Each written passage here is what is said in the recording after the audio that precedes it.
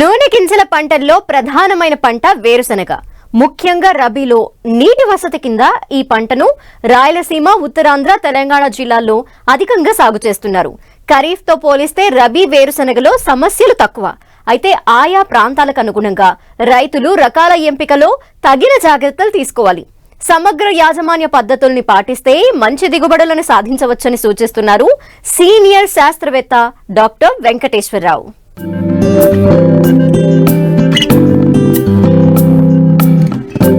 తెలంగాణ, ఉత్తరాంధ్ర, రాయలసీమ ప్రాంతాల్లో ఖరీఫ్ వరి కోతల తరువాత రబీలో రైతులు వేరుశెనగను సాగు చేయడం ఆనవాయితీగా ఉంది. రబీలో వేరుశెనగను నీటి వసతి కింద సాగు చేస్తారు కనుక ఖరీఫ్ కంటే ఎక్కువ దిగుబడులు నమోదు చేస్తున్నారు. తేలిక నేలలు, ఎర్రచల్కా నేలల్లో రైతులు వేరుశెనగ సాగుకు మొగ్గు చూపుతున్నారు. ఒక్క తెలంగాణలోనే 1,80,000 హెక్టార్లలో వేరుశెనగ సాగుతోంది. ముఖ్యంగా ఉత్తర తెలంగాణలో అక్టోబరు 15 వరకు, దక్షిణ తెలంగాణలో నవంబర్ 15 వరకు విత్తుకునే అవకాశముంది. అయితే ఆయా ప్రాంతాలకు అనువైన రకాల ఎంపికతో పాటు సరైన సాగు పద్ధతులను పాటిస్తే మంచి దిగుబడులను తీసే అవకాశముంటుంది.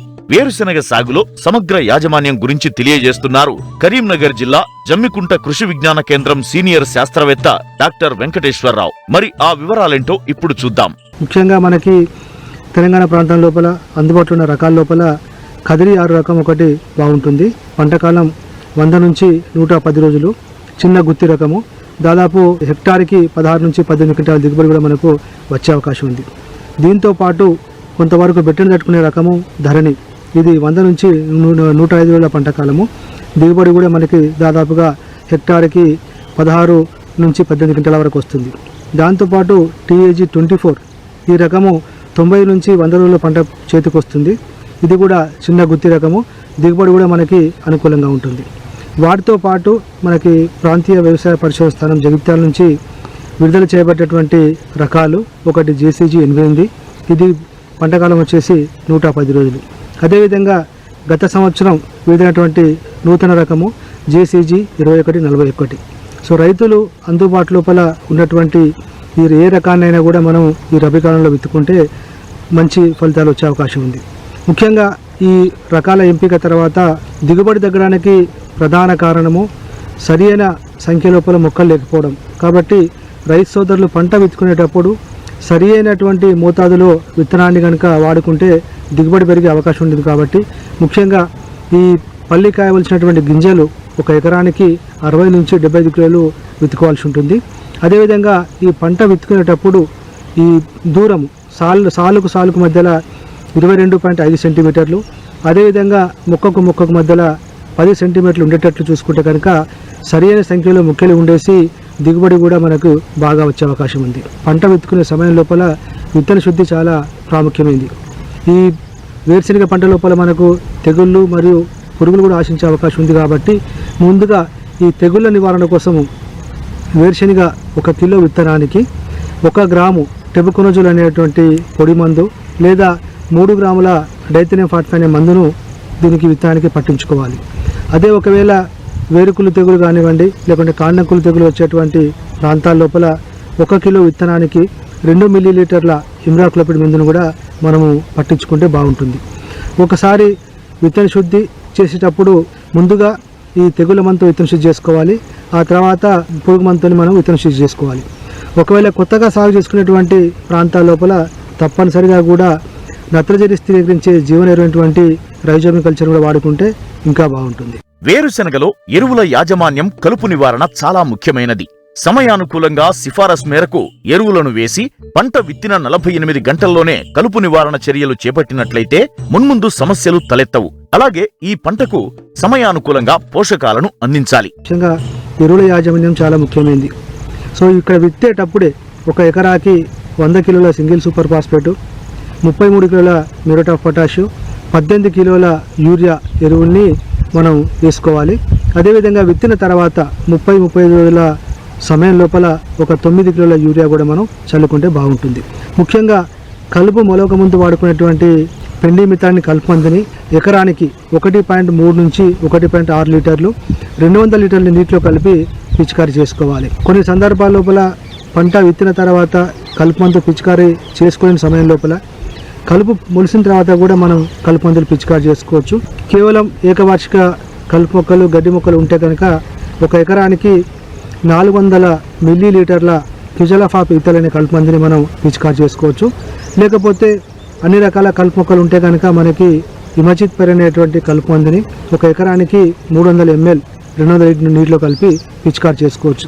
ఈ కలుపు మందుల పిచికారి వల్ల వేరుశనగ పంటకు ఎటువంటి నష్టం ఉండదు. అదేవిధంగా వేరుశనగ సాగు లోపల ఇంకొక అతి ముఖ్యమైన జాగ్రత్త, ముఖ్యంగా నూనె గింజ పంటల లోపల దిగుబడి బాగా పెరగాలంటే ఆ మొక్కకి కాల్షియం, సల్ఫర్ 2 పోషకాలు అవసరం. కాబట్టి ఈ 2 పోషకాలు ఉన్నటువంటి జిప్సం 1 ఎకరానికి 200 కిలోల జిప్సంని పూత సమయం లోపల, అంటే దాదాపు పంట విత్తిన తర్వాత 30 నుంచి 40 రోజుల సమయం లోపల మనకి ఈ వేరు భాగంలో వేసుకుంటే దిగుబడి పెరిగే అవకాశం ఉంది.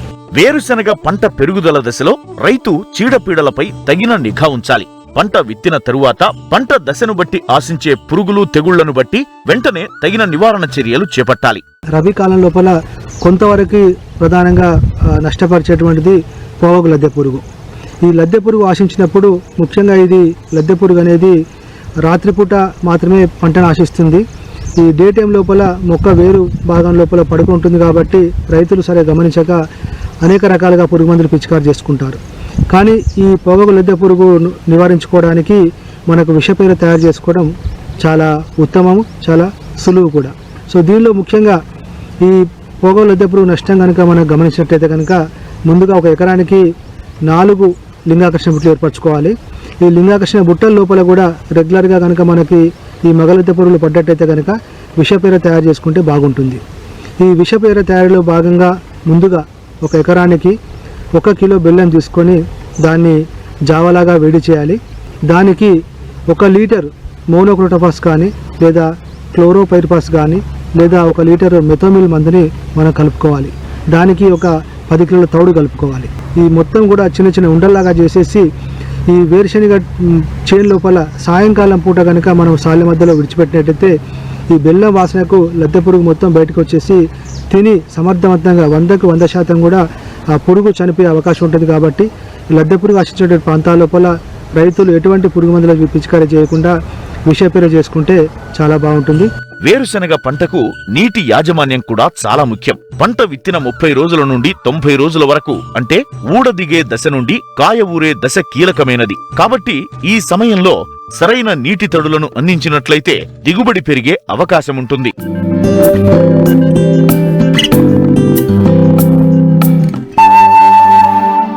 రైతులు తమ వ్యవసాయ విధానంలో మార్పులు చేసుకుంటున్నారు.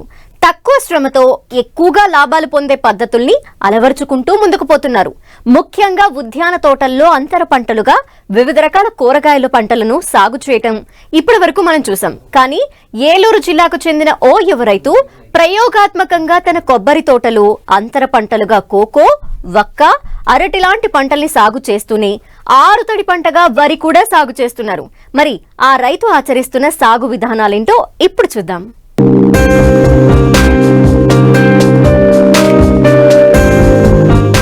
ఉన్నది 8 ఎకరాల వ్యవసాయ భూమి. దాంట్లో కొబ్బరి తోట. అయితే ఏడాదికి దాని నుండి ఒకసారే పంట దిగుబడి. అప్పటి వరకు ఆదాయం రాదు. మరి ఉన్న భూమిని ఎలా వాడాలి, ఎలా ఆదాయం పొందాలి అని ఆలోచించారు ఏలూరు జిల్లా ఉంగుటూరు మండలం వెలిమిల్లి గ్రామానికి చెందిన రైతు రాజేంద్ర ప్రసాద్.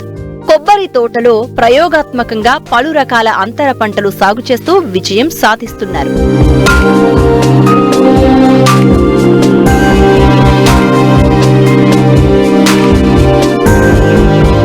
రైతు రాజేంద్ర ప్రసాద్ చదివింది మెకానికల్ ఇంజనీర్.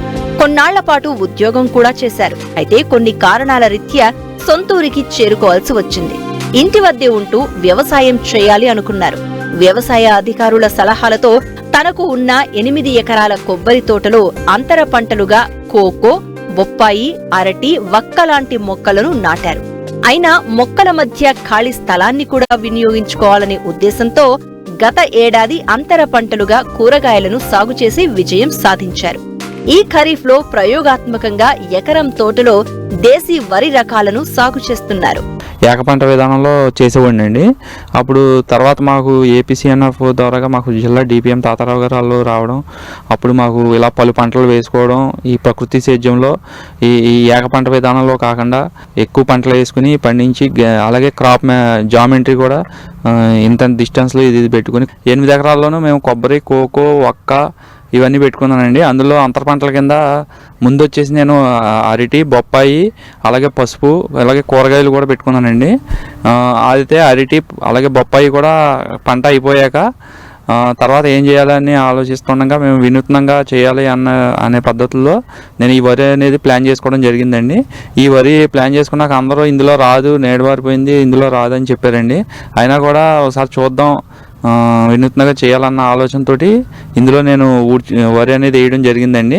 ఈ వరి కూడా రెండు విత్తనాలు వేసుకున్నానండి. కూజీ పటాలియా అలాగే సుగంధ సోనా వేసానండి. ఇవి కూడా నేను లైన్ ఉడుపు కింద అడుగేయడంతో ఊడ్చుకోవడం జరిగిందండి. దీన్ని తర్వాత నేను 15 రోజులకు ఒకసారి జీవామృతం అలాగే ఈ వేపగింజల కషాయం అనేవి స్ప్రే చేయడం జరిగిందండి. అలాగే మధ్యలో ఒకసారి పుల్లటి మజ్జిగి ఇప్పుడు ఈనిక దశలోకి వచ్చిందండి. ఇప్పుడు చేప బెల్ల ద్రావణం స్ప్రే చేయడానికి రెడీగా ఉన్నామండి. ఈ ముందు అసలు ఎవరో ఇది అసలు చేయని పండద అని చెప్పి అందరూ భయపెట్టారండి ముందు. కానీ ఏమవుద్దో చూద్దామని చేయడం వల్ల ఈ రోజుని ఈనిక స్టేజ్లోకి వచ్చిందండి. చేను అనేది చాలా బాగుందండి. మనం ఇది ఎందుకు నిలబడిందంటే మేము ఇందులో అసలు ఎరువులు అనేవి మేము వాడలేదండి. అన్ని ప్రకృతి పద్ధతిలోనే మేము చేసామండి. పక్కనే ఉన్న ఈ మందులు వేసుకుని వ్యవసాయం చేసిన వాళ్ళ చేలు ఏ అయితే మునగ్గురైనాయో అవి మళ్ళీ ఊడ్చుకోవడం జరిగిందండి. నేను మళ్ళీ ఊడలేదండి. మళ్ళీ సేమ్ ఎలాగైతే ఉందో అలాగే ఉంచేసి ఈ రోజున ఈ రకంగా చేను అనేది తయారవడం జరిగిందండి. ఇది వచ్చేసి నేను ముందు చూద్దామని 1 ఎకరం విస్తీర్ణంలో వేయడం జరిగిందండి. ఇది 2 విత్తనాలు సెలెక్ట్ చేసుకుని, మనకి విత్తనాలు ఉంటాయి కదా అని సెలెక్ట్ చేసుకుని వేసుకోవడం జరిగిందండి. మేము ఇప్పుడు కొబ్బరి, కోకో అలాగే బార్డర్ క్రాప్ కింద సీతాఫలం కూడా వేసుకోవడం జరిగిందండి. వీటికి ఇప్పుడు నీటి యాజమాన్యం మనం ఇప్పుడు ఈ మెయిన్ క్రాప్స్ ఏవైతే కొబ్బరి, కోకో, ఈ వక్క ఇవైతే ఏవైతే ఉన్నాయో వాటికి తడి అవసరమైనప్పుడే ఈ ప్యాడీ అనేది తడి పెట్టుకోవడం జరుగుతుందండి. డ్రై ప్యాడీ అండి, డ్రై పద్ధతిలో పండించడం జరిగిందండి. అంతేగాని మనకు వరికి ఎప్పుడు వాటర్ ఉండాలి కదా అనుకుని మనం దీన్ని ఉద్దేశించి ఎప్పుడు నేను వాటర్ పెట్టలేదండి. మనం మెయిన్ పంటలకి ఉద్దేశించే దానికి ఎప్పుడైతే అవసరం ఉంటుందో అప్పుడు నీరు అనేది పారించడం జరిగిందండి.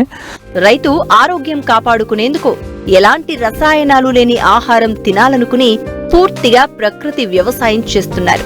ముఖ్యంగా ఈ ఏడాది 2 దేశీ వరి రకాల సాగు చేపట్టారు. ప్రస్తుతం పొట్ట దశలో ఉన్నాయి. సాధారణంగా వరికి చాలా నీరు అవసరం. కానీ ఈ రైతు ఆరుతడి పద్ధతిలోనే పండిస్తూ ఇందులో విజయం సాధించారు. కోకో, కొబ్బరికి ఘనజీవామృతం అలాగే జీవామృతం పారించుకున్నట్టే దీనికి కూడా వేపగింజల కషాయం అదనంగా దీనికి స్ప్రే చేయడం జరిగిందండి. ఇప్పుడు కొబ్బరి వచ్చేసి 25 అడుగులు ఎడం పెట్టుకోవడం జరిగిందండి. కొబ్బరి వచ్చేసి అలాగే కొబ్బరికి మయాన కోకో ఇవ్వడం జరిగిందండి 12 అడుగులు. అలాగే ఈ కోకోకి కొబ్బరికి ఈ గ్యాప్లో ఈ వక్క అనేది పెట్టుకోవడం జరిగిందండి. అరటి అవి కూడా గ్యాప్లో వేసుకోవడం జరిగిందండి. ఎందుకంటే ఈ పలు రకాల పంటలు ఉండడం వల్ల ఈ కొబ్బరికి కానీ, కోకోకి కానీ, అలాగే ఈ వరికి కానీ మనకి తెగులు అనేవి ఆశించడం చాలా తక్కువగా ఉందండి. మేము బార్డర్ క్రాప్స్ ఇచ్చుకోవడం వల్ల. ఇప్పుడు నాకు కొబ్బరికి వచ్చేసి అదే స్టార్టింగ్ స్టేజ్లో ఉందండి. కొబ్బరి కూడా నాకు సుమారుగా ఒక 30 నుంచి 35 వేలు వస్తున్నాయండి ఆల్రెడీ. అలాగే కోకో కూడా ఈ రీసెంట్గా సంవత్సరం బట్టి స్టార్ట్ అయిందండి. కోకో కూడా ఇప్పుడు రేట్ అది బాగుందండి కోకోకి. దానికి కూడా నాకు ఒక 35 వేలు 40 వేలు వస్తున్నాయండి. బొప్పాయి, అరటి నేను ఆదాయం తీసుకున్నానండి. నాకు బొప్పాయికి సుమారుగా నాకు అప్పుడు నేను అమ్మినప్పుడు నాకు రేటు బాగుందండి. 20 నుంచి 25 రూపాయలు కిలోకి నేను అమ్ముకోవడం జరిగిందండి. ఎకరానికి వచ్చేసి నాకు ఒక 60 వేలు ఆదాయం అనేది బొప్పాయి ద్వారా వచ్చిందండి నాకు. అలాగే అరటికి ఒక ఇంచుమించుగా 30 వేలు అరటికి వచ్చినాయండి. అలాగే ఇప్పుడు వరి ఈనిక స్టేజ్లో ఉందండి. ఇప్పుడు దీనికి నాకు ఒక 30 వేలు ఆదాయం వస్తుందని ఆశిస్తున్నాను. నాకు ఇప్పుడు ఇన్ని పలు రకాల పంటలు వేసుకోవడం వల్ల ఏంటంటే, ఒకటి మేము ఈ పెస్ట్ మేనేజ్మెంట్ అది జరుగుతుంది. అలాగే నేల అనేది ఎప్పుడు 365 రోజులు కూడా నేల అనేది కప్పు ఉంచడం జరుగుతుంది. అలాగే ఈ ఏ అయితే పంటలు ఉన్నాయో వాటి వ్యర్థాల ద్వారాగా మాకు భూమిలో మాకు ఈ ఆర్గానిక్ మ్యాటర్ అనేది పెరుగుతుంది. అలాగే ఆదాయం కూడా 1,50,000 ఆదాయం కూడా నేను తీసుకోవడం జరుగుతుందండి. దీనివల్ల ఈ పలు రకాల పంటలు వేయడం వల్ల ఇన్ని లాభాలు ఉన్నాయండి. అలాగే ఇప్పుడు మేము మాకు ఈ పంట వ్యర్థాలు ఏ అయితే బొప్పాయి అరటి మేము అమ్ముకోగా ఏ అయితే మిగిలిపోయి ఉంటాయో వాటిలన్నింటినీ కూడా నేను ఫెర్మెంటేషన్ చేసుకుంటానండి. బెల్లంతో ఫెర్మెంటేషన్ చేసుకుని దాన్ని మేము 20 రోజులు ఫెర్మెంటేషన్ చేసుకుని జీవామృతంలో కలుపుకుని ఇచ్చుకుంటానండి నేను. మాకు విత్తనాలకు వచ్చేసి సుమారుగా 1000 నుంచి 1500 అయిందండి నాకు.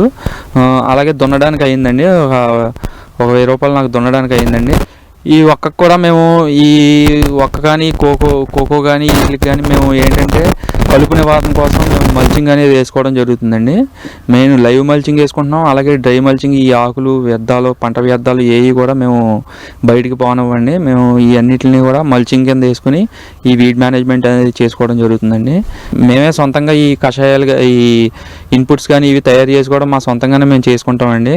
మేము పొద్దున్న నుంచి సందాల వరకు మేము పొలంలోనే బయట పనులు ఏమైనా చూసుకుని మేము పొలంలోనే గడుపుతామండి మేము.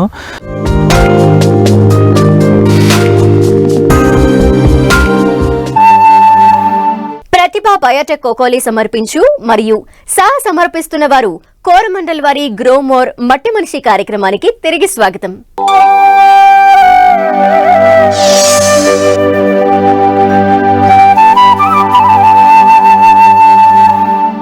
శీతాకాలంలో అధిక విస్తీర్ణంలో సాగయ్యే కూరగాయ పంట క్యారెట్. విటమిన్ ఏ అధికంగా ఉండి ఆరోగ్యానికి మేలు చేసే ఎన్నో గుణాలు కలిగి ఉండటంతో మార్కెట్లో మంచి డిమాండ్ ఉంది. దీంతో రైతులు ఏడాది పొడవునా సాగు చేస్తున్నారు. అయితే శీతాకాలంలో అందివచ్చే పంట నాణ్యతతో పాటు అధిక దిగుబడినిస్తుంది. ప్రస్తుతం ఈ పంట సాగుకు అనుకూలమైన సమయం. మరి రకాల ఎంపికతో పాటు అధిక దిగుబడుల కోసం సాగులో పాటించాల్సిన యాజమాన్య పద్ధతుల గురించి తెలియజేస్తున్నారు పశ్చిమ గోదావరి జిల్లా వెంకటరామన్నగూడెం ఉద్యాన కళాశాల assistant professor doctor K Usha Kumari ద్వారా తెలుసుకుందాం.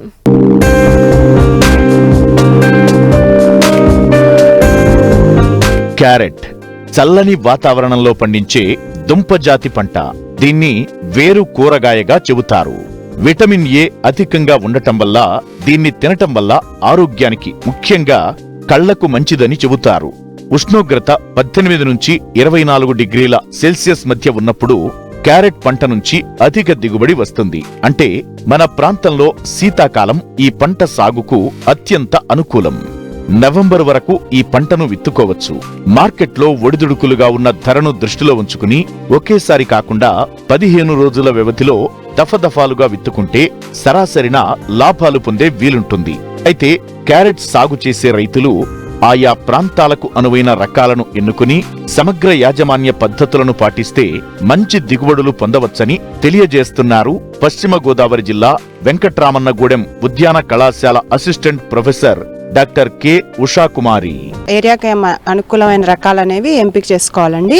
వీటిల్లో కూడా మంచి రకాలు మనకి మార్కెట్లో దొరుకుతున్నాయి. ప్రభుత్వ రంగ సంస్థల నుంచి విడుదలైన రకాలకు వచ్చేసరికి పూసా రుధిర అని ఇప్పుడు కొత్తగా వస్తుందండి. మంచి గులాబీ రంగు వర్ణంలో ఉంది. అది చాలా ఎక్కువ దిగుబడి ఇస్తుంది, తీయగా కూడా ఉంటుందండి.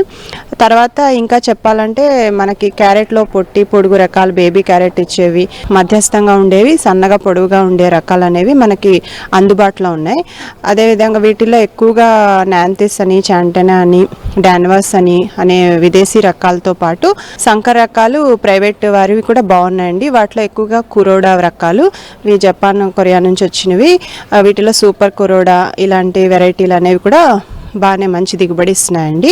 మన నేలలకు సంబంధించి వచ్చినట్లయితే క్యారెట్ ముఖ్యంగా ఎర్ర నేలలు, మురుగునీరు పోయే వసతి గల నేలల్లో బాగా వస్తుందండి. బాగా బంకమట్టి నేలలు, తర్వాత వర్షం పడి ఆరిపోయిన తర్వాత బాగా గట్టిపడే నేలల్లో అయితే మనకి ఈ దుంప ఊరడం అనేది కష్టం కాబట్టి అలాంటి నేలల్లో రాదు. కొంచెం తేలికపాటి నేలలు అనేవి అనువైనయండి దీనికైతే. ఎకరాకి విత్తనం 2 నుంచి 3 కిలోల వరకు సరిపోతుందండి. ఇవి డైరెక్ట్గా వేసుకోవచ్చు. అయితే మనం బోదెల్లాగా చేసి బోదెల వెంట విత్తుకోవచ్చు, లేదంటే చిన్న చిన్న మడుల్లాగా చేసుకుని వాటిలో మనం డైరెక్ట్గా లైన్స్ గీసుకుని ఆ విత్తనాలు అనేది నాటుకోవచ్చండి.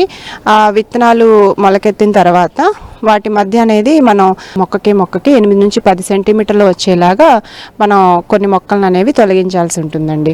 అదేవిధంగా వరుసల మధ్య మనం బోధులు వేసుకున్నట్లయితే 30 సెంటీమీటర్ల ఎడం పాటిస్తూ బోధులు వేసుకోవాలండి. మడులు చేసుకున్నా కూడా వరుసల మధ్య దూరం 30 సెంటీమీటర్లు ఉండేలాగా చూసుకోవాలండి.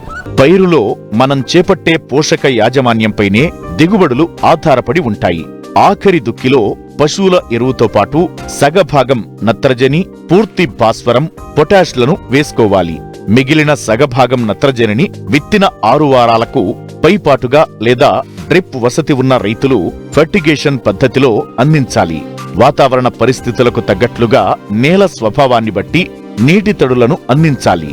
ప్రధాన పొలం తయారు చేసుకునే ముందు బాగా చివికిన పశువుల ఎరువు ఒక 10 టన్నులు ఎకరాకి, అదేవిధంగా 20 కిలోలు భాస్వరం ఇచ్చే ఎరువులు అనేవి మనం ప్రధాన పొలంలో వేసుకోవాలండి. అదేవిధంగా నత్రజని కూడా 20 కిలోలు ఇచ్చే ఎరువులు అనేవి వేసుకోవాలండి. నత్రజని ఎరువుల్ని మనం దఫాలుగా వేసుకోవాలి. ప్రధాన పొలంలో నాటేటప్పుడు మనం 20 కిలోలు చెప్పాను కదండి, అందులో 10 కిలోలు ఇచ్చే నత్రజని ఎరువులు, అదేవిధంగా పొటాష్ కూడా 10 కిలోలు ఇచ్చే పొటాషిక్ ఎరువులు వేసుకోవాలండి. తర్వాత మొక్క పెరిగిన 25-30 రోజుల తర్వాత మరొక దఫాగా మనం నత్రజని, పొటాష్ ఎరువులను అనేవి వేసుకోవాలండి. మనం అంతర్కృషి చేసేటప్పుడు ఈ వేరు అంటే దుంప భాగం అనేది పైకి కనపడకుండా మనం ఎప్పటికప్పుడు మట్టిని ఎగదోస్తూ ఉండాలి. అలా ఎగదోయిపోతే అవి ఆకుపచ్చ వర్ణంలోకి మారుతాయి, కొంచెం చేదుగా కూడా అవుతాయి. అదొక్కటి కొంచెం రైతులు జాగ్రత్తగా చేసుకోవాలండి. క్యారెట్ సాగులో ఆకుమచ్చ, ఆకుముడత తెగులు, బూడిద తెగుళ్ల నష్టం ఎక్కువగా కనిపిస్తాయి. వీటితో పాటు ఆకు తినే పురుగులు, రసం పీల్చు పురుగుల బెడద ఎక్కువగా ఉంటుంది. వీటి నివారణకు ఎప్పటికప్పుడు పొలాన్ని గమనిస్తూ సకాలంలో సస్యరక్షణ చర్యలను పాటించాలి. క్యారెట్ విత్తిన 90 రోజులకు పంట కోతకొస్తుంది. పక్వానికొచ్చిన పంటలో ఆకులు పండుబారి ఎండి రాలిపోతాయి.